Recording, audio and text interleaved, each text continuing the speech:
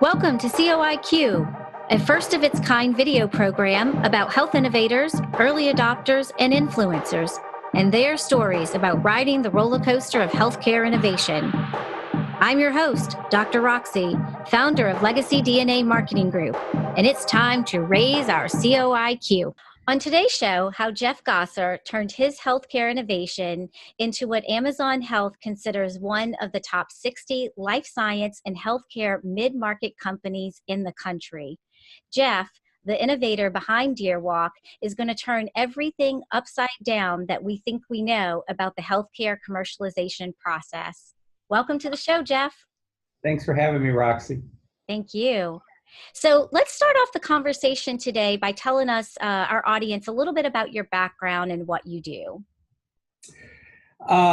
So I've been in healthcare for 40 years. I'm a CPA by training. I got my first job as an auditor or CPA and audited the USF medical schools, and actually got involved. That our firm had as our clients was the guys that invented Gatorade. So the doctor that invented Gatorade. I actually used to do his tax return, and I became the auditor of all these dialysis clinics. And I kind of got the entrepreneurial bug from doing his tax returns and seeing how much money he got from the UA Gatorade Trust every year, and is what it was called. I can still see it. And really, got involved as a CFO of dialysis clinics. Had a big job opportunity when I was 23. I thought that, was going to be, sort of a path I would take. And then my chance to start my first company came up when I was, I think, 25. I'm doing the math right. And I quit that job, which was paying me pretty well as a CFO of a $30 million company, and to make zero and start the first company that I got involved with.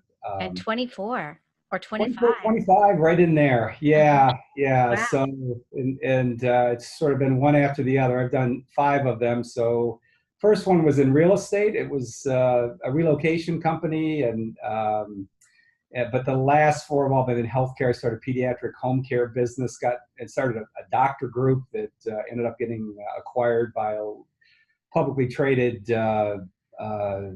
subacute company. Started another analytics company called D2 Hawkeye about 20 years ago. And then DearWalk today with one of my old founders of D2 Hawkeye called me up to start this company, Rudra Pandey, chairman of our company.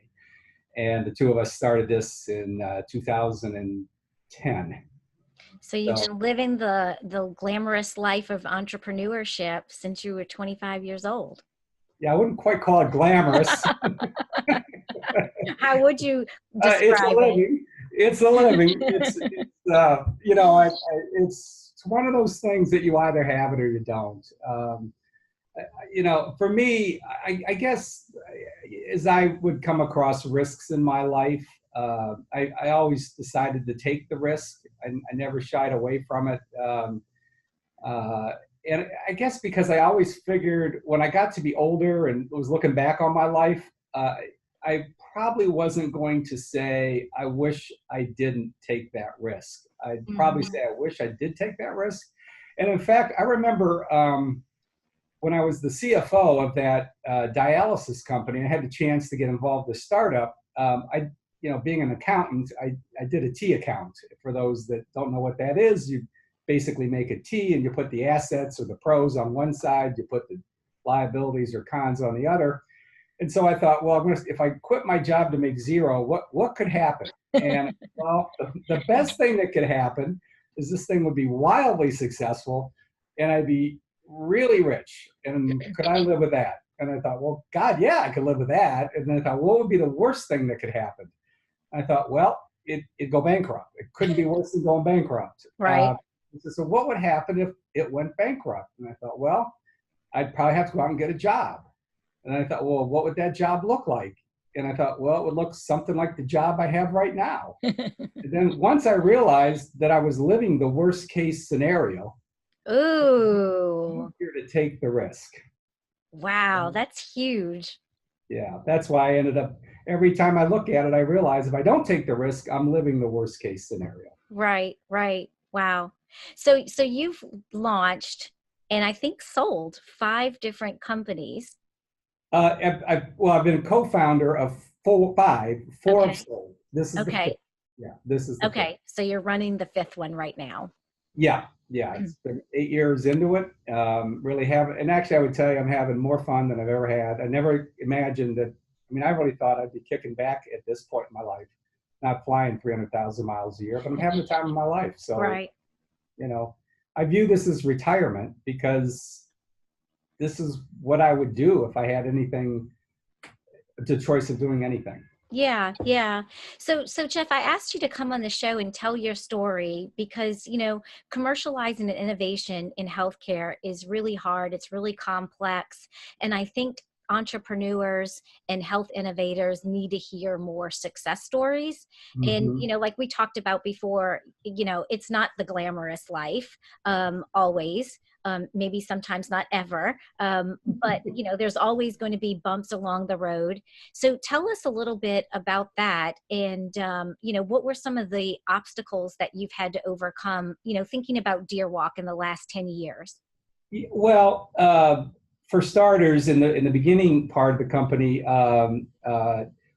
Rudra Pandey, our chairman, and I both, were at the prior company. I left, I think, maybe 2 years before he did. Mm-hmm. So my non-compete was up. So when we started this company, uh, we had to live with his non-compete. Right. So we really just decided to do custom programming. Uh, Mm-hmm. let me say this. We started by talking for an entire weekend, for the most part, and trying to figure out what it was we knew how to do. It took an entire weekend to try to figure out what it was we knew how to do, but we kind of came down to sort of two things. We sort of knew how to transform healthcare data. We were pretty good at that. We had done it a lot, more than most people, and we knew how to run an international operation because our prior company, thanks to Rudra, had a big operation in Kathmandu, Nepal. He's a Mm-hmm. Nepalese born native, and really we knew how to run that. And so everything we've done in this company has sort of been anchored on those two knowledge bases. But we couldn't build anything without risking being sued. Right. So we started just doing custom programming for a year, and then we decided that instead of building a product suite based on database architecture, which is what pretty much everybody in healthcare uses, we decided that we were going to try to apply NoSQL technologies, or what's true big data technologies. If big data and database aren't really in the same sentence, although Mm-hmm. healthcare people tend to put them in the same sentence, think of it as search engine technology. And we were going to try to apply that to the healthcare data problem. And to do that, we had to bring in technology. Our CTO comes from outside healthcare. It was a friend of Rudra's, a brilliant young guy that helped us do that. That took 27 months. Mm. Because it wasn't like we just went out and bought a SQL license or an Oracle license and built something. We had to sort of build this entire back end first. And then I'm trying to remember exact dates of this, but we got into it. We got some beta customers going, and we were kind of moving along. And you might remember the Kathmandu earthquake. Mm-hmm. So I woke up one morning. I think it was April 24th. I think it was 2015. It might have been 16. But I remember waking up that morning thinking, this company might be over. We had our entire operation was over there, and we couldn't find people. And Mm-hmm. I I I didn't know how we dig out of that. And so it took us 6 days to find everybody. Uh, Wow. we did all the kind of the engineering and data processing. Everything stays in the U.S., but people actually running jobs and so forth are in Nepal, and they were gone, and our infrastructure was shot. And what we did was we started working like dogs in the US to keep up the processing for our customers. Thank God it wasn't that big at that time. And we had a big basketball court, an outdoor basketball court in our campus in Nepal, and we built a roof across it and strung wires. And people, we set up workstations in the basketball court covered by a roof, an outdoor basketball court with wires strung to it. And that's where our employees worked until we could rebuild the infrastructure in such a way that we could move back into it. So it was a really, really crazy time. And I mean, three of these companies have had moments like that. Did you think that you were on the brink of, losing the business or going bankrupt? Were you really that rattled? Yeah. I mean, the D2 Hawkeye, the prior company, just to give you another example, we started that company in August of 2001. We were just getting it off the ground, and I was in a plane heading west on the same kind of planes that went into the tower on 9/11. I thought 9/11 was going to kill that company. Whoa. So yeah, there's, things happen. I think almost every company, people I talk to, they've all had these experiences that you're going to get a test. Mm-hmm. You're going to get multiple tests, and you just have to find a way, somehow, some way to get through them. For sure. So how did you overcome that particular experience, or even just, as you look back on your entrepreneurship journey over the last, 30, 40 years, what do you do to stay positive, to stay motivated and encouraged, and, to have the belief and the faith that you're going to be able to overcome some of these things that are, unpredictable? That's not something that you're going to be able to, identify in a business plan of how you're going to overcome those things. You just have to be positive. You just have to have faith. You have to, so the thing about these things is you see all sorts of people in life who've overcome so many things, and then you look at them and you say, wow, what an amazing person that, that they were able to overcome this or that. And frankly, those folks are. But what I would tell you is that anybody else would be like that too if they're maybe not everybody, but if you're put in that situation, something really bad, you have no idea what you're capable of. Yep. Until you're in that situation. And then another gear kicks in. Maybe it's adrenaline. I have no idea, but your mind just starts working and thinking through, okay, where is the daylight? Where, I'm in this darkness. I got to find this little bit of daylight. I've got to focus on the daylight and figure out how to get there. And I've been through it now so many times that every time we get there, but I tell you, your first reaction is, this could sink us. Mm-hmm. It could sink us. And it's kind of like, you're in a sporting event and you're feeling really positive, and, like a football team, and you go out, maybe you're the quarterback, and in the first play, you throw an interception for a touchdown for the other team. Well, let's not talk about the Saints in the playoffs, okay? I'm sorry. Look, I'm a Tampa Bay Buccaneers fan. I don't talk about anything. So let's kind of flip the coin a little bit. Yeah. As you think about this, what are some of those things that you think were just game changers for you? As you think about our listeners who are fellow entrepreneurs that are very likely in the trenches right now, what are some of the things that maybe you came across in your journey to be watchful for? Maybe it was a key customer, a key relationship, something to do with your strategy. What are some of the things that you think were decisions that you made that really impacted your success in ways that maybe you wouldn't have been able to predict? Well, I always look, when I try to figure out who's going to be the customer, I always think about aggregators. I try to figure out ways I can sell the product to people who already have multiple customers and somehow sell it through them. They've already got relationships because, I either got to hire 25 salespeople to cover the country, or I can hire one or two people to find people who already have all those customers. Right. So in our space today, we have competitors that, so most employers over 250 lives are self-insured. One of our markets is selling into self-insured employers. Health analytics help them analyze what's going on with their employee benefit plans. We have competitors that will knock on the doors of 500 life companies. We don't. I knock on the doors of people who have, like third-party administrators, benefit consultants, people like that, who have relationships with them, because I just can't figure out how the math works to try to hire salespeople to knock on every one of those doors.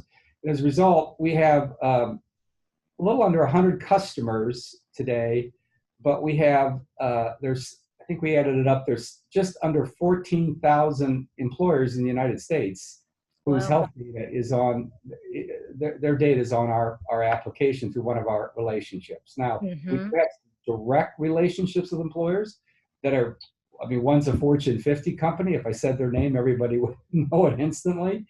But most of them come through one of these other relationships. So understanding how you're going to distribute the product is pretty essential. Years ago, when I was involved with my pediatric home care business, I remember we were getting taken around to some private equity people, and I still can remember this one guy asking me in the early days of the company, "What's your exit strategy?" Exit strategy? I'm still trying to figure out the entrance strategy. What do you mean exit strategy? And so, ultimately I think it's also helpful to figure out what are you building this company for? There's a lot of good reasons to build it. You could say, I want to build this for my family so my children could be involved with it and so forth. And hopefully it'll be a legacy situation for many years. Or, some people are trying to build it to go public. Some people are building it one day, probably going to sell it to a larger organization. Understanding that is important because some of the decisions you make may be different depending on what you believe your exit strategy will ultimately be. Go ahead. So when we were talking earlier, you were saying that building a business is like raising a child. It is. Talk about that. Yeah, it's because you don't know what it's going to become, right? You don't know what it's become. And even today, we're a mid-market company, which when Amazon said that about us, I thought, my God, I didn't view it as that. This is a snot-nosed little baby. And so you don't. And one of the most interesting things about building a company is you don't know what it'll become. It's like with children, you try to give them your best advice, but I always felt like it's like trying to manage a snowball rolling downhill. You can't really control where it's going. You can try to keep it from hitting a tree. I think that's kind of what I do is I try to keep our company from hitting a tree. But there's so many moving parts, and the bigger you get, the more moving parts there are, and you keep learning. So I'm very much still learning. This company is getting to be bigger than any of the other. I think it's except for one. But I really wasn't. I was on the board ultimately when it got that big. But this is the biggest that I've been involved with on the management team. So it's challenging to me to see how good I can be in doing this. So, the jury's out on me is what I'll tell you. Right. But just like parents, right? Yeah, exactly. Yeah. And I'll tell you the reason that looking back on it over these years, I don't know, maybe 15 years ago, I was having lunch with this lady at Denver Children's Hospital when I was out there. And so they had our pediatric business is called Kangaroo Kids. And, we were just chit-chatting at the beginning of the lunch, and we were talking about what we had done in the past. And I said, I co-founded that company with a dear friend of mine. And she said, really? She said, we modeled our entire subacute pediatric business off of what you built. Wow. And I thought, wow, that's why you do this. You don't do this for money. You do this because the money you could lose tomorrow, but nobody can sort of take that away. Mm-hmm. That feeling that, we did something pretty cool over there. And I'm glad we did. And it's, I guess, similar to the satisfaction as a parent when you see your kids grow up and they're doing fine, and you're proud of them. Yeah, Very, very similar, I think. that's great. So the other thing that I wanted to kind of talk about and share with our audience is this idea of thinly capitalizing Mm. your companies in startup, right? And really, it sounds like just really functioning with that lean mindset all the way through the evolution and life cycle of the company. Talk about that a little bit. Well, I think private equity, particularly for young companies, is more of a curse than a blessing. You have to ask yourself, why are you raising money? Are you Mm-hmm. raising money so that you can have a salary, a market rate salary? Because I don't see where that makes a lot of sense for starters. Why do I want to give up equity to somebody to raise money just so I have a salary? I'd rather, Mm-hmm. like, in this company, of course, I'm in a little bit different financial situation, starting Deerwalk than I was starting the first one.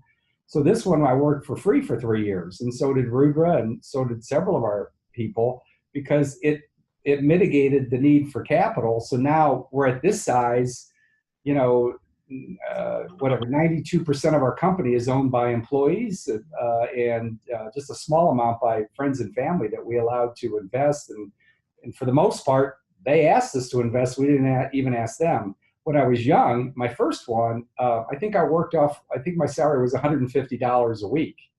So I just figured out what I could eliminate, from my bills, so that my monthly nut as an individual was as small as possible, and to be able to sustain that for as long as possible, to get the company to the point where eventually it could afford to pay a little bit more. And that's it. And so when you do that, you think of ways to do things that you would not do if you had tons of money. Uh, Mm-hmm. I'll give you sort of one example, Okay. kind of simple example. We even at Deerwalk we did this. There's trade shows, there's industry trade shows. If you have a lot of money, you're going to spend tens of $1,000s on booths, on all kinds of collaterals, and trying to make a splash at that trade show. And the truth of it is, depending on the trade show, there's so many bigger companies that have massive displays, and nobody even sees yours anyway. Mm-hmm. So we couldn't afford to, even sign up for the trade shows. So we just go sit in the bar. We'd go meet people in the bar. We'd try to set up meetings at the trade show, so all the customers were there. Right. So we simply try to set up meetings. We'd have 15, 20 meetings at a trade show, sitting out in the lobby of the hotel, because it was efficient. You make one plane flight in, you have Yep. your hotel room, they have 15, 20 meetings, and fly out. That's how that's one way to save money in an early stage company, and yet still be able to go to these things and see as many people as you can see. But if you look through all parts of your business, you can find all kinds of things you can cut out and figure out some way to try to do it efficiently, if you can be creative. So then let's talk about the efficiency with product strategies. Mm-hmm. So, a lot of healthcare innovators have a tendency to want to, if they have the resources, to pile every feature and functionality that they can into that innovation. And, I've seen if they raise $1 million, they might be putting 750,000 or more of it into the product. And then really, when it comes to two different things stand out. One, there's a lot of extra features and functionality that the target market doesn't really even want once it goes to market. And then two, they don't have any resources or extremely little resources to actually commercialize their innovation or go to market. So speak to what your experience was in that process, and what were some of the barriers or obstacles or some of the things that you did that you think influenced your success. Well, we didn't do that, I guess, for starters. Right. We didn't try to build. That's why we're here having this conversation. That sounds like a fine way to waste $750,000. We didn't do that. What you have to understand is, I think this is a Mike Tyson quote. Is that a plan and a strategy is great until you get punched in the mouth. Uh-huh. And so you just have to realize when you do this, you're going to go out and get punched in the mouth a lot. And so what we do is we have an agile development process. Every time we try to build a product, we look to have what are the very minimum requirements we think to be able to sell it. And that's usually something that we can develop in, say, 90 to 120 days. And then we have a new release every 4 weeks. Mm-hmm. So on our plan analytics product, which is sort of a flagship product for us, I think we're on our 85th release now. So 85 consecutive months of releases, and some of those releases were sort of pre-sale. I mean, even the 90 to 120 days was pre-sale. And then what you got to find are some people, come one way or the other, that are willing to be guinea pigs. Mm-hmm. And be willing to be your first customers. Yep. And I don't try to give this stuff away for free, because they'll value it as much as they paid for it. Sure. If they're paying you money, they're going to be more critical. They're going to tell you what they do like and don't like. If they're not paying anything, they may not even use it. Mm-hmm. And so what's their incentive to kind of complain and so forth? And people that sort of give you the most grief, which there's a tendency to think, oh, these guys are just pains in the butt, and heck with them. No, those are your best customers. They're called your QC departments. Right. They're the ones telling you what you're not doing well. So we have had some of our early customers still with us. So I just met with one. I guess it was yesterday or the day before. I can't even remember. I'm always so grateful when I meet them, because we had a lot more blemishes. Let me put it that way, and they stuck with us, and then you have to listen to them. So they provide content, and it's good to get several of these kind of customers, because somebody might give you some idea, and it might be unique to them. You might be going down a rat hole. Whereas if 2 or 3 people are saying the same thing for some feature they'd like to develop, it's also helpful for you to stand back and say, okay, they've asked for this. Does this seem like it's something that would make sense for a broad audience or not? And there's a lot of ways you have to decide what you want to put in your roadmap. Mm-hmm. But I would, I'm a big believer. I wasn't always our CTO.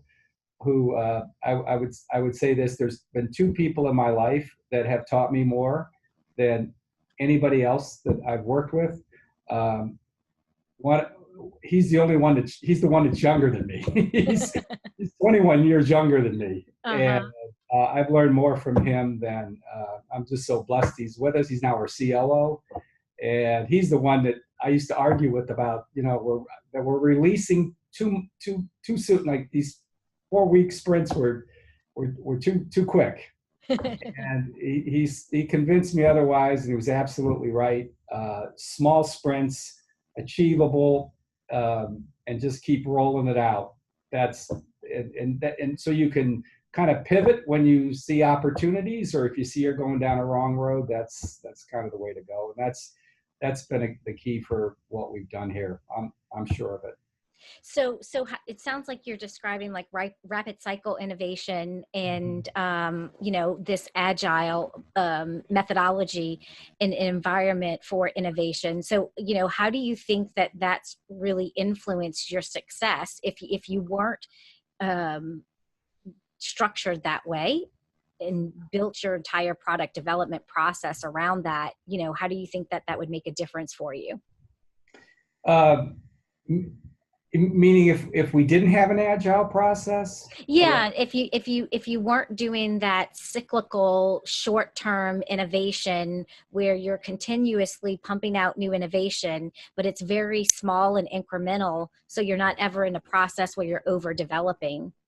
Yeah, well, what I would say is what's great about the reason that I think if you're not doing it this way, you need to convert to doing it this way, because you'll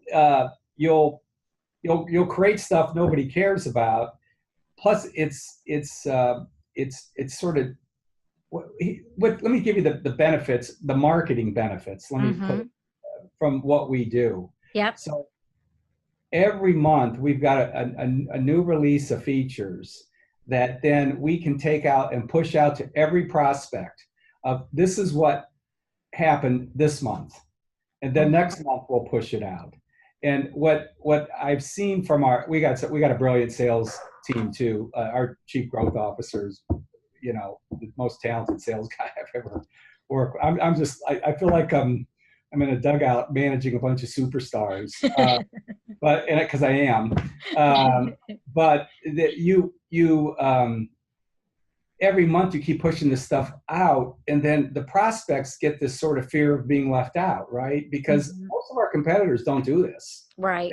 They do the every 6 months, every year. So we've got a prospect that we're trying to get business from somebody else.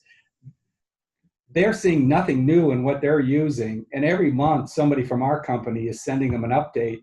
We're not even hard selling. We just said, hey, just so you know, this is what we did this month. Just so you know, this is what we did this month.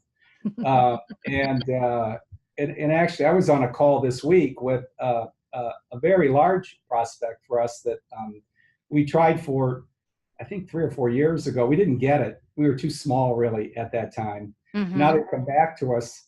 And so what we did was we put together a PowerPoint of all the features that we've developed every quarter in the couple of 3, 4 years, whatever it's been since they've been with us. And it's like, so this is what you missed out on. How's that for persuasion? Yeah. So, but it's one thing to just put a list together, but it's another thing when because people say, what's your roadmap going forward? I like to say, let me show you what we've done in the last year, because you don't know whether to believe me or not on the roadmap going forward.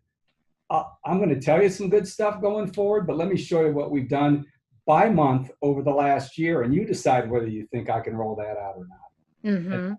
Pretty persuasive argument we found. So what was it like getting your first customers and, early in the beginning? Well, you just sort of, you reach, what I do when I start a company is I literally go back through everybody that I know, and I just call everybody I know and tell them what I'm now doing. It's simple as that. I just stay on the phone and, reconnect. And I would say that for every company, your throughout your life, you have to understand that every relationship you're building is not for the thing you're doing at the moment. It's an asset you retain for the rest of your life. And so obviously, as you get older, you have more of those assets, more people to call than when you're younger. But you just call everybody you know, and people will say, "Oh, you need to talk to this person, and you need to talk to that person," and you're going to find people who are open to whatever it is you're doing, as long as you're meeting some sort of market need. Because there's going to be somebody that's saying, "Yeah, I've got something in that area. I'm not really happy with it. Sure, I'll have a look at what you're doing." Or they're saying, "I don't have anything. I'd like to see it." So, for example, in our industry, 20 years ago with our prior company, almost everybody I talked to had nothing. So the challenge there was trying to explain to them that they didn't know they had a need because they had nothing. So how did you tell them that there was a need? And now that there's a need, this fits that need. Right, And right. that was one challenge. By the time we had started this company, which would have been, I guess, 9 years after that, or 9 or 10, the industry had changed. So everybody had something, in part because of what we had built before. Not exclusively us, but we contributed to it. Mm-hmm. Now we had to go in and say, you already have something. This is better than that thing you already have, including to some people who had bought from me before. So it's kind of like holding a Buick. Now I got a Cadillac, and the Cadillac's better than the Buick that I sold you, and I told you that was the best thing the last time. Right, right. And you know, and they'll look at you and say, it's because there wasn't a Cadillac before. The Buick was the best thing the last time. So Great response. yeah, there are different challenges, and it'll differ depending on what people are doing. But you'll find there are people out there are prospective customers that that are early adopters. That's their personality. You've got to find the early adopters from a customer perspective who are willing to take a chance. Mm-hmm. And they'll try to take, you know, a pound of flesh from you, and you pretty much got to give it up, you know, but I would say don't give it away. Yeah. Get something for it, because otherwise you want them invested in it. But it's just, you just have to work it. There's no magic. It's what I said, it's not glamorous. You just got to pick up the phone and start calling people. You just got to work. So as we wrap up here, I have one last question for you. So we've got a lot of listeners out there who are health innovators. They're in startup or early stage mode. What are 2 or 3 lessons or recommendations that you want to share with them that we haven't already talked about, that you recommend for them? Well, I would say, don't quit. Right? It's really easy to quit. Don't quit. Sometimes, you know, you don't know what struggle you signed up for. You know, the first thing I did, I thought we'd know, you know, whether it was a hit or not in 90 days. Well, that was not the case. And in that particular company, it just took a long time to take off. But if you don't quit, you eventually find, and you're adaptable, you'll eventually you know, find success. The second thing is don't get locked into, you know, some business plan that says this is how we're going to do it, because the only thing I know about any business plan that's ever been written is it's wrong. You know, it's just wrong, and you don't know what's going to work until you get out there. So you have to be very flexible, including you know, not getting your ego caught up in it, like that, well, I thought of this, and by God, this is going to work the way I want it to work. That's not how, you know, that's just not how life works. And the third thing is the people that you surround yourself with, and particularly as you get bigger, the thing that, the quality that I think for me, why I'm able to make this work, is I really hate to lose. And I'm surrounded by people that hate to lose more than I do. And you really have to hate to lose. And as an example of that, I had heard a couple of weeks ago, we have a competitor that somehow I got some feedback that they couldn't figure out why they kept losing to us. And at the C-suite level, I don't know if it's true or not, but at the C-suite level, their feeling is, well, we're just, it's coming down to price. We're lowballing the price. That's why we're winning. And I kind of smile at that, because not that that's wrong and they're thinking the wrong thing. It's that I know if you think that, then you don't hate to lose. Because I never think we lost because somebody just underbid us. I think, what did I do wrong? What did we do wrong? What could we do better the next time? And if I'm not doing it, everybody else on our team's doing it, because we just, you know, our feeling is, you know, you might beat us once on something, but it ain't ever happening again. And you just have to have that attitude, because you're going to lose a lot more than you win. We lose a lot more than we win. But you can't make excuses for your losses. The best asset for an entrepreneur is a mirror. You just need to be able to look in the mirror, and because that's usually who's to blame, is the person on the other side of the mirror. Ooh. And if you do that, you'll kind of have the attitude to persevere. Yep. Live and learn, right? And be willing to look at ourselves in the mirror. Well, thank you so much for that golden wisdom. It's hard to believe, you and I met 10 years ago, and you've taken this company from, you and your team have taken this company from nothing to today. I know that you have 1 million lives on your platform. 7 million. 7 million. Yeah. And destined for what by the end of this year? We think about 10. I mean, we know we're going to be over 9, maybe 10 with a little bit of luck. So we'll see. That's great. Yeah, we went from, to give you a perspective of the trajectory, we went over 5 million in October, and we'll be over 7 million in the end of this month. Congratulations. So, kind of moving. Yeah, thanks. And you've stayed really humble, really modest, and you've done a fantastic job. Well, thank you. Congratulations on all your success. Thank you. So Jeff, as we wrap up here, tell our audience how they can get a hold of you. What's the best way for people to connect with you if there's some innovators out there that want to ask you some, questions in the future?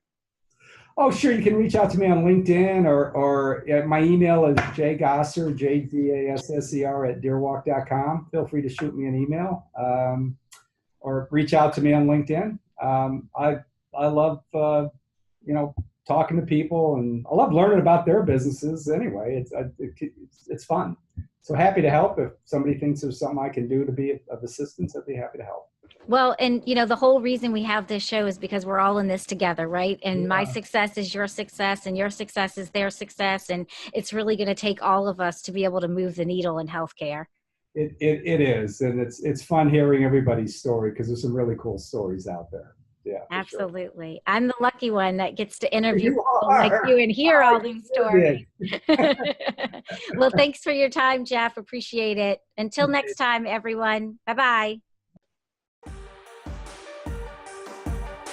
What's the difference between launching and commercializing a healthcare innovation? Many people will launch a new product. Few will commercialize it.